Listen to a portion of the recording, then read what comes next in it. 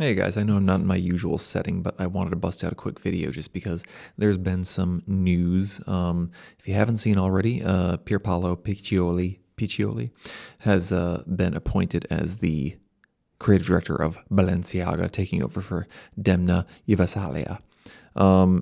So that's obviously big news. I think Demna switching over to Gucci was probably the biggest like creative director change up that we saw in this creative director musical chairs we've kind of had going on. So I just wanted to hop on and cover this real quick, and I also wanted to throw in a big disclaimer that I don't really know Pierpaolo at all. So you guys can discover him with me. If that's kind of your space, if I'm going to give myself a little bit of grace, I would say my understanding is that I feel like he's a little bit more in the women's wear space. I don't know, maybe there's a lot of guys out there who are really into like Valentino and I think Fendi before that. But you know, there's a little Vogue article up on this with some discussion of him. So I figured we could get into that a little bit. And we can kind of discover this together. So, yeah, Kering just announced this appointment. Let's see, to succeed Demna, as we said. This is a new moment for fashion, and you can change the rules only from the inside. I think we can deliver a new image of fashion that is about assertiveness, humanity, and intelligence, which is not granted very often. Balenciaga already exists in a community. No crap. I want to embrace that community in the spirit of Balenciaga to make my own chapter in the same story. So that's actually really interesting because, like I said, I'm an idiot who doesn't know what he's talking about. I wanted to hop over a little bit and just familiarize myself because, like I said, I don't really know much of his output or much with Valentino. Obviously, I know the name, but I haven't messed around with it too much.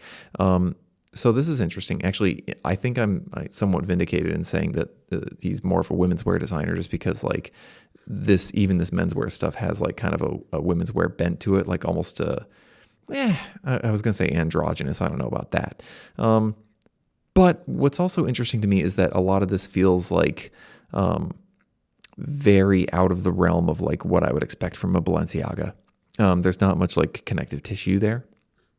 You know, this stuff's a little bit more dressed up, a little polished, pretty straight and clean. Like, I mean, you think of Balenciaga, you think of like insane distressing and exaggerated fits and stuff like that. This stuff is, I mean, it's nice, but it's not, I don't know. I would expect almost more of this from like a Marni or something like that. So that's an interesting connection to make there. And the fact that he says, I want to make my own chapter in the same story, I don't know. Like he says, Balenciaga already exists in a community. That community to me is very different from a lot of other fashion houses and certainly different from what I would expect from this.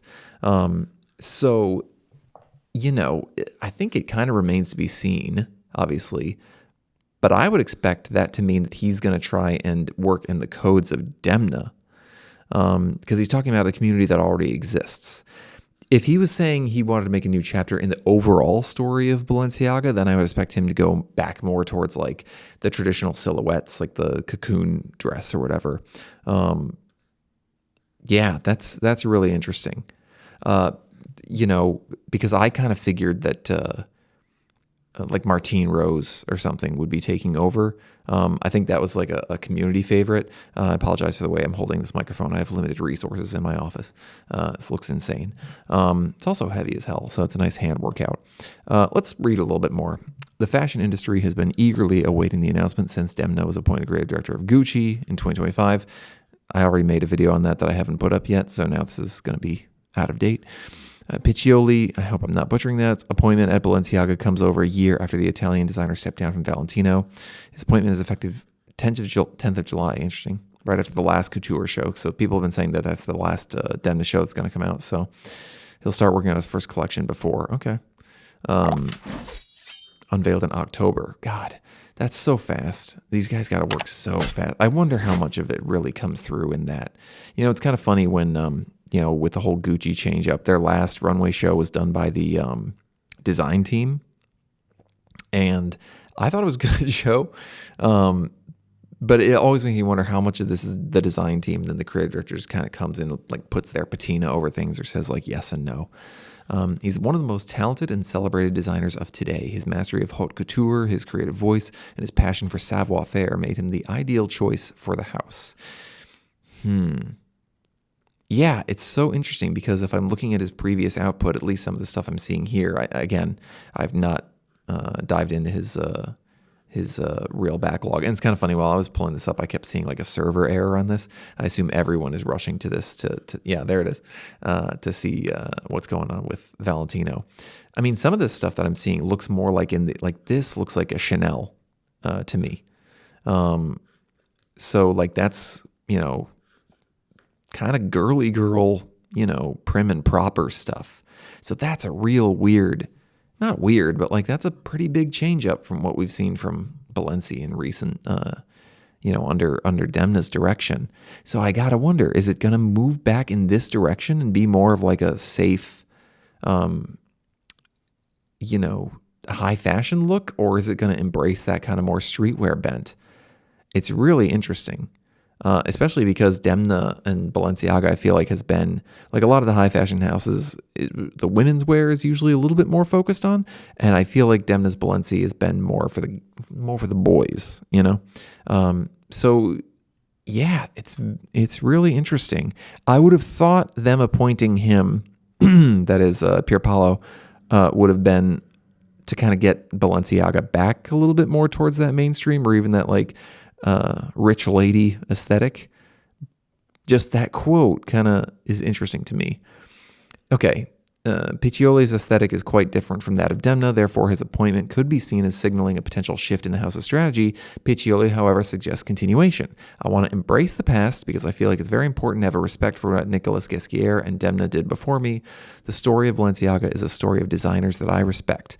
This is more of a passing of the torch rather than a game of chairs, and I feel very lucky to be a part of it, he told Phelps. Piccioli went on to talk about feeling of connection to Cristobal Balenciaga and his work. So that's speaking of that like older look that we were talking about. I come from a very small place and understand that doing a job you love is a privilege. Cristobal was delivering himself through his job. If you think about his silhouette, his shapes, he did creativity as a culture and was always disruptive.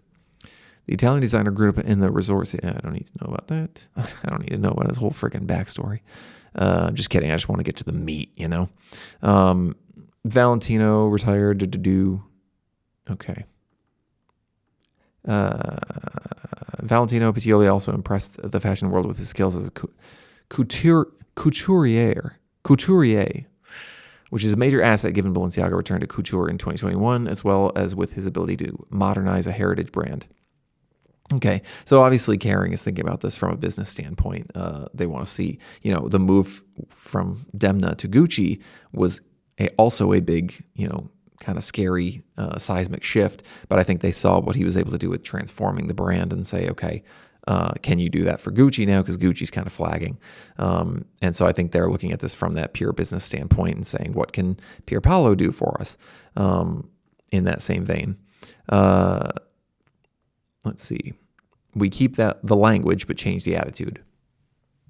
Okay, I feel like they're kind of sitting on both sides of the fence there, and not directly answering the question. Same but different is what that says to me. This is a precious skill for Balenciaga, where the designer will be able to draw on founder Cristobal Balenciaga's rich and relatively untapped archives. Again, we're talking about a little bit older fashion there. The subtleties of a dialogue. Interesting. There's a bit of Kering subplot in the appointment too. In 2012, Valentino was acquired by Qatari investment fund Mehula. What a fun name. Then Kering announced the acquisition of 30% share of Valentino for cash consideration. Blah, blah, blah. All that boring crap. Okay. He appears to be a reassuring choice, which could benefit the group, especially after investors' initial reaction to Demna at Gucci. His creative vision will thrive, and he will perfectly interpret the legacy of Cristobal Balenciaga, building on the house's bold creativity, rich heritage, and strong culture. Giangangelli. I'm sorry, my Italian wife is very upset with me. With the expertise of our teams and the dynamic creative energy that has historically driven Balenciaga, I look forward to what we will build together. I'm ready. I had enough rest, so I'm ready to start. I mean, it's really exciting. It's really interesting. I've been as interested to see what will happen here. I've been more interested to see what Demna's going to do with Gucci, because that's such a big change, you know.